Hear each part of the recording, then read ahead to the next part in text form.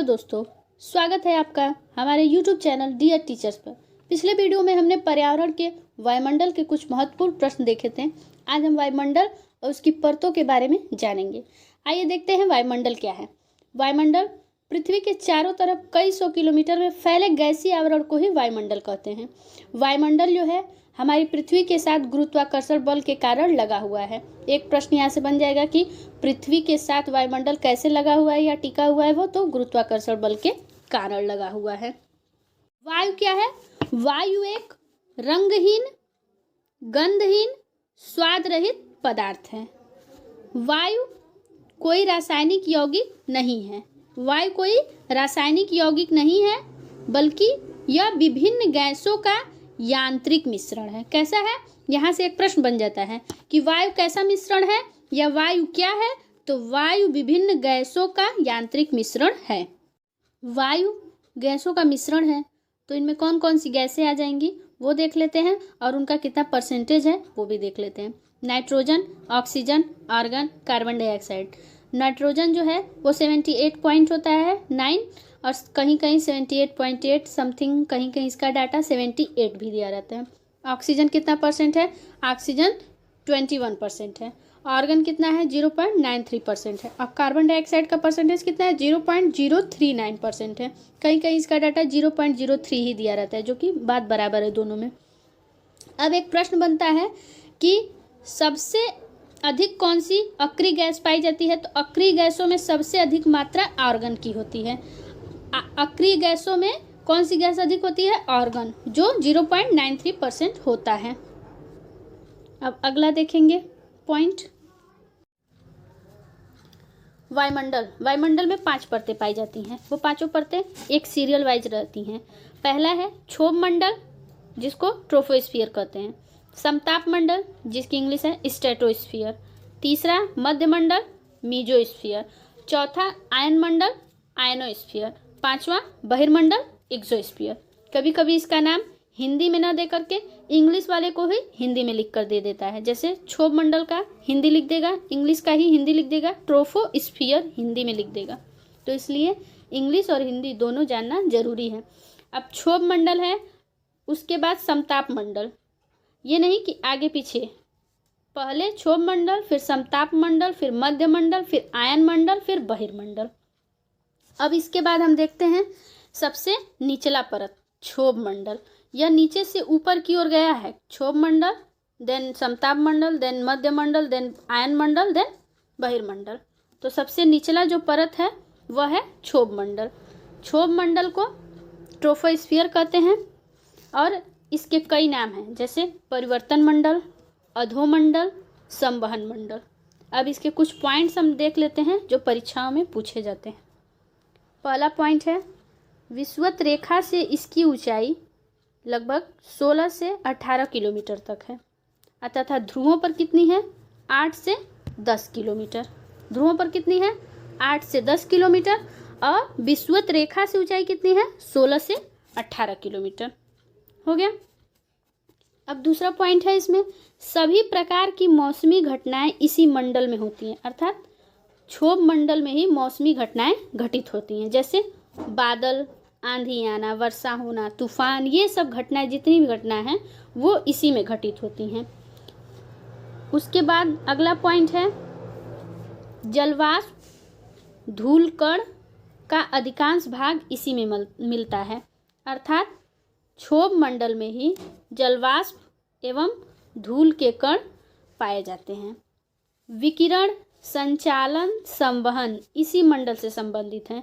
संवहन, संचालन, विकिरण इसी मंडल से संबंधित है, मतलब ये प्रक्रियाएं इसी मंडल में होती, इसीलिए इसको संवहन मंडल भी कहा जाता है।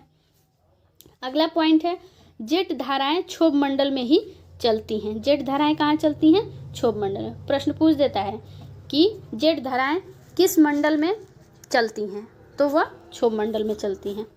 अब अगला पॉइंट है, इस मंडल में 165 मीटर की ऊंचाई पर तापमान 1 सेंटीग्रेड घटता है। मतलब 165 मीटर की ऊंचाई पर जब हम बढ़ेंगे तो 1 सेंटीग्रेड जो तापमान होता है वो घट जाता है। अब अगला मंडल देखेंगे हम।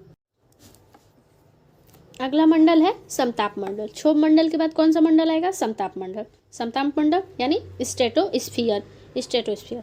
स्ट्रेटोस्फीयर जो होता है वो वायुयानों के लिए यानी एरोप्लेन्स, हवाई जहाज जो होते हैं उसके लिए सबसे उपयुक्त होता है। ठीक, अगला पॉइंट ये है कि यह कहाँ तक मतलब फैला हुआ है? यह 16 से 50 किलोमीटर तक फैला हुआ है। ठीक है, कुछ लोग यानी कुछ विद्वान इसे 16 से 80 किलोमीटर तक मानते हैं। कहाँ तक मानते हैं? 16 से 80 किलोमीटर तक मानते हैं। नॉर्मली अगर देखा जाए तो 16 से 50 किलोमीटर रेंज तक इसका फैलाव है, लेकिन कहीं कहीं अगर ऑप्शन में जब 50 नहीं दिया रहेगा तो वहाँ पर यह 16 से 80 किलोमीटर तक माना जाएगा। अब देखते हैं अगला पॉइंट क्या है। समताप मंडल में ही ओजोन परत पाई जाती है। ओजोन लेयर जो होता है वो कहाँ पाया जाता है? समताप मंडल में। ठीक है, एक प्रश्न बन जाएगा कि ओजोन परत कहाँ पाया जाता है, तो ऑप्शन दे देगा क्षोभ मंडल, समताप मंडल, मध्य मंडल, आयन मंडल। तो कहाँ पाया जाएगा? समताप मंडल में। ओजोन लेयर समताप मंडल में पाई जाती है। ओजोन लेयर काम क्या करती है? ओजोन लेयर जो होता है सूर्य से जो हानिकारक पराबैंगनी किरणें आती हैं उनको यह रोकने का काम करती है। ठीक है, जिससे हमारी यह रक्षा करती है। ठीक, अब जो ओजोन परत की लेयर है वो कहाँ से कहाँ तक पाई जाती है? यह 15 से 35 किलोमीटर के बीच पाई जाती है। मतलब 16 से 50 या 16 से 80 है तो वही 15 या 16 से 35 किलोमीटर के बीच में यह ओजोन लेयर पाई जाती है। ओजोन लेयर का जो मात्रक होता है मापने का वो क्या होता है? वो डाप्सन होता है। इसकी इकाई जो होती है ओजोन परत मापने की वो डाप्सन में होती है। ठीक है, अब अगला देखते हैं। अगला मंडल है मध्य मंडल। मध्य मंडल यानी मीजोस्फीयर। यह जो होता है यह ठंडा मंडल होता है। और इसका फैलाव कहाँ तक होता है? यह 50 से 80 किलोमीटर तक फैला होता है। ठीक है, यह 50 से 80 किलोमीटर तक फैला होता है। अंतरिक्ष से आने वाले उल्का पिंड इसी परत में जलते। जब अंतरिक्ष से उल्का पिंड पृथ्वी की ओर आते हैं तो जब वह उल्का पिंड इस मध्य मंडल में प्रवेश कर जाते हैं तो वह जल जाते हैं। इस मंडल में तापमान तेजी से गिरता है यानी कम होता है। इस मंडल में तापमान तेजी से गिरता है यानी कम होता है, इसीलिए इसको ठंडा मंडल कहते हैं। जब तापमान गिरेगा तो वो ठंडा हो ही जाएगा और गिरते हुए ये कहाँ तक पहुँच जाता है यानी कम कहाँ तक होता है? -80 डिग्री सेंटीग्रेड तक हो जाता है। तो फिर न्यूनतम ताप की जो सीमा है इस सीमा को मेसोपास कहते हैं। इस सीमा को क्या कहते हैं? मेसोपास कहते हैं। अगला मंडल है आयन मंडल। आयन मंडल यानी आयनोस्फीयर। ठीक है, यह मध्य मंडल के बाद आता है आयन मंडल यानी आयनोस्फीयर। आयन मंडल को ताप मंडल भी कहते हैं। इसका एक अन्य नाम क्या हो जाएगा? ताप मंडल। और इसका जो फैलाव है यानी यह कहाँ तक विस्तृत है, यह इसकी ऊंचाई जो होती है, इसकी ऊंचाई कहाँ तक है? इसकी ऊंचाई है 80 से 640 किलोमीटर तक है। ठीक है, इस मंडल में ऊंचाई के साथ साथ तापमान में तेजी से वृद्धि होती है। आयन मंडल में विद्युत आवेशित कणों की अधिकता होती है जिन्हें आयन कहते हैं। यानी आयन मंडल में जो विद्युत आवेशित कण होते हैं उनकी अधिकता होती है जिन्हें आयन कहते हैं। इसी कणों के कारण ही इसको आयन मंडल कहते हैं। क्या कहते हैं? आयन मंडल कहते हैं। ठीक है, अब अगला पॉइंट देखते हैं कि यही कण आए हुए रेडियो तरंगों, जो रेडियो तरंगे भेजी जाती हैं तो उन रेडियो तरंगों को पुनः पृथ्वी पर परावर्तित करते हैं और बेतार संचार को संभव बनाते हैं। यानी यही जो कण होते हैं वो रिफ्लेक्ट करते हैं रेडियो तरंगों को, तो उसी से बेतार संचार जो होता है वो संभव हो पाता है। बहिर्मंडल यानी एक्सोस्फीयर। सबसे लास्ट जो है यानी अंतिम वो क्या है? परत क्या है? बहिर्मंडल। पृथ्वी के धरातल से 640 किलोमीटर के ऊपर वायुमंडल का विस्तार है। यानी 640 किलोमीटर के जब ऊपर का जितना भी भाग है वह बहिर्मंडल यानी एक्सोस्फीयर में जाएगा। ठीक है, इस परत में हाइड्रोजन हीलियम गैसों की प्रधानता होती है।